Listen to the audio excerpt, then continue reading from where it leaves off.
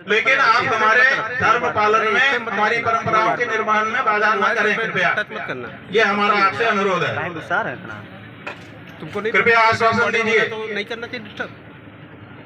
बताइए। नहीं किस बात का? तो ठीक है ना, यही कि हम आपको अनुमति के लिए पत्र भेज रहे हैं। करना मोबाइल पे आप भेजिए। गलती हो गया, ठीक है, तुम ऐसा काम करो यार। बोले तो आप सुनते नहीं।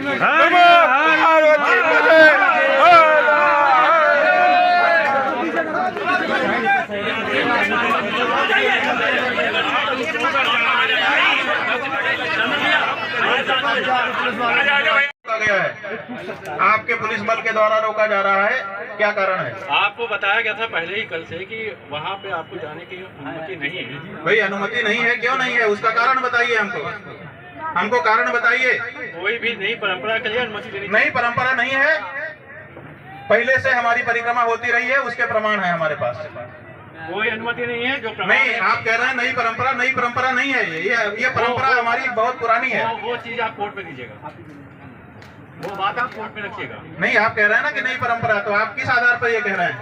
वहाँ पे थोड़ी अभी नहीं होती ना। क्यों नहीं होती है? रोज होती है, वहाँ रोज परिक्रमा करते हैं सनातन धर्मी, रोज वहाँ पर सनातन धर्मी परिक्रमा करते हैं। नहीं है, बात खत्म। हाँ जी, अनुमति नहीं है। अनुमति कैसी बात कर रहे हैं आप? हमको हमारे धर्म के पालन में आप बाधा कैसे उत्पन्न कर सकते हैं? आप कौन होते मना करने वाले? रुको भाई, हम बात कर रहे हैं ना, आप लोग कोई नहीं बोलेगा। हमको हमारे धर्म पालन में आप बाधा क्यों दे रहे हैं? कृपया बताइए। माननीय न्यायालय के आगे सभी लोग। माननीय न्यायालय का ऐसा कोई आदेश नहीं है। माननीय न्यायालय का आपने हमसे कहा था बातचीत में कि 144 धारा है। हमने कहा था कि अगर आप हमसे कहेंगे हम 2 लोग केवल कर लेंगे। हम आपके प्रशासन को सहयोग करना चाहते हैं। हम कोई भी कार्य ऐसा नहीं कर रहे हैं जो गैर कानूनी हो, लेकिन तब भी आप हमको अगर हमारे धर्म के पालन में बाधा देंगे तो ये उचित नहीं होगा। धर्म का पालन, इसलिए कृपया हमको अनुमति दे। यहाँ रास्ता जो आप रोक करके खड़े हैं हट जाएं, ताकि हम अपने धर्म का पालन कर सकें। आप धर्म का पालन करिए, लेकिन वहाँ की परिक्रमा के लिए अनुमति नहीं है। बस क्या है? परिक्रमा के लिए अनुमति नहीं है आपके पास। भाई परिक्रमा आप कह रहे हैं 144 धारा है, हम वहाँ पर 2 लोग जा रहे हैं, 4 लोग नहीं होंगे, 5 लोग नहीं होंगे। 144 जब लगी होती है तो आपको परमिशन लेनी पड़ती है। क्या चीज? परमिशन लीजिए उसकी। ये बात आपने कल क्यों नहीं कहा? कल भी मैंने कहा था आपसे ये बात। ये नहीं कही थी, बिल्कुल नहीं कहा था आप। मैंने कहा था कि अनुमति जो है आपके पास नहीं है, मैंने कल भी कही थी बात आपसे। ठीक है, तो आप चालू कर रहे हैं। अभी आप ये कह रहे हैं कि अनुमति लें हम। लगभग 1.5 वर्ष का समय बीत गया। भगवान प्रकट विश्वेश्वर की पूजा के लिए हम जगत गुरु शंकराचार्य जी महाराज के तत्कालीन जगत गुरु जी के आदेश से जा रहे थे। हमको रोक दिया गया। 108 घंटे तक अन्न जल छोड़ करके हम बैठे रहे, जाने नहीं दिया गया। कहा गया कि न्यायालय में आप अपनी बात कहिए। हमने न्यायालय में अर्जी लगाई और कहा कि भगवान की पूजा अर्चना प्रतिदिन होनी चाहिए, इसके लिए अनुमति करिए। अभी 1.5 वर्ष का समय बीत गया। भगवान की पूजा अर्चना नित्य भोग के संबंध में जो अर्जी है, माने किसी के भोजन की, उसको भूखा रखा जा रहा है, तो 1.5 साल का समय बीत गया। उस अर्जी पर विचार ही नहीं किया जा रहा है और तारीख पर तारीख दी जा रही है। क्या ऐसे मैटर पर इतने दिनों की तारीख दी जा सकती है? और अगर न्यायालय इस तरह से जो जरूरी मामला है कि तत्काल इस पर निर्णय किया जाए कि भगवान का भोग लगे न लगे, हमको व्यवस्था बना दी जाए। हमने ये कहा है कि प्रकट विश्वेश्वर की प्रतिदिन की पूजा, उनका अभिषेक, उनका हमारा अधिकार है कि उनको हम अर्पित करें। उसके लिए कोई व्यवस्था बना दीजिए, वो बनाई नहीं जा रही है। तो हमने सोचा कि जब तक ये नहीं बनता है, काशी चल करके, और अब तो ASI की रिपोर्ट आ चुकी है, बहुत सारे दूसरे प्रमाण भी ताज़े कर दिए गए हैं। यद्यपि पहले से ही वहाँ तो पुकार करके कहने वाले प्रमाण उपलब्ध हैं, लेकिन ASI की रिपोर्ट से और भी उसको मजबूती मिली है।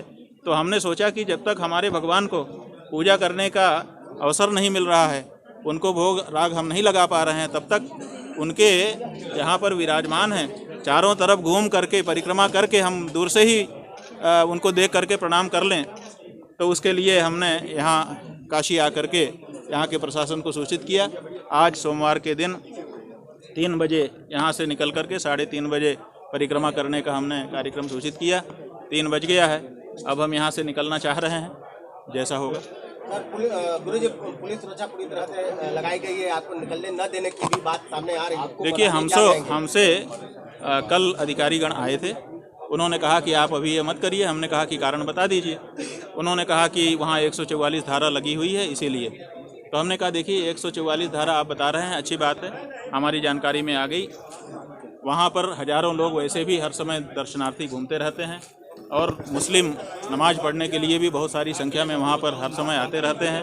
उनके लिए 144 धारा नहीं है और हमारी परिक्रमा के लिए 144 धारा है। अगर आप ऐसा बता रहे हैं तो हम 4 लोगों से ज़्यादा इकट्ठा होने पर 144 धारा लगती है।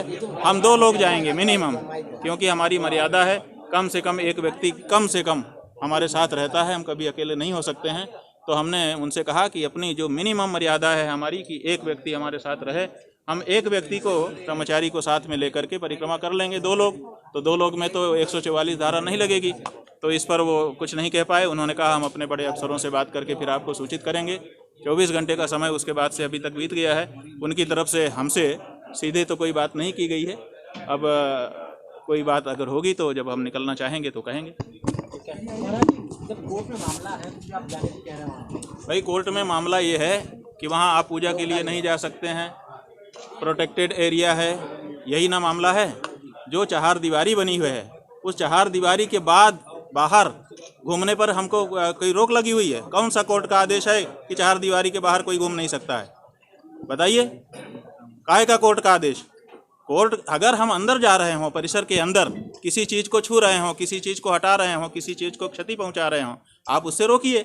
हम तो अंदर जाने की बात ही नहीं कर रहे हैं, आश्वस्त कर रहे हैं कि अंदर बिल्कुल नहीं जाएंगे। अंदर के बारे में कोई वहाँ पर प्रतिक्रिया हमारे द्वारा नहीं की जाएगी। जो 4 दीवारी लगी है मुलायम सिंह की सरकार में, उस 4 दीवारी के बाहर हम एक परिक्रमा करेंगे और परिक्रमा करके प्रणाम करके अपना चले जाएंगे। और ये हम नया नहीं कर रहे हैं, ये जब से वहाँ पर बल का प्रयोग किया गया है, जब से वहाँ से हमारे पुजारियों को हटाने की कोशिश की गई है, तब से निरंतर हमारी परिक्रमा करती चली आ रही है। उसी परिक्रमा को हम करेंगे, हम कोई नई चीज़ नहीं कर रहे हैं। मुकदमे में ये बात प्रमाणित है। आप लोग कहेंगे हम सारा साक्ष्य आपको दिखा दें। महाराज जी, मुस्लिम पक्ष का ये कहना है कि जो मूर्तियों की बात एएसआई में आई है वो वहाँ के किराएदारों द्वारा फेंकी गई है, मूर्तियों का कोई औचित्य नहीं है, वो मूर्तियों से ये साबित नहीं होता है ना। तो वो जो बात वो कह रहे हैं उसको कोर्ट में कहेंगे। कोर्ट में उनको भी कहने का मौका है, हमको भी कहने का मौका है। अखबार में कहने से ना तो वो मूर्ति उनकी जैसी हो जाएगी, ना तो हमारे जैसी हो जाएगी। एएसआई की रिपोर्ट आई है, विशेषज्ञों ने जांच की है, जांच करके फोटो किए हैं।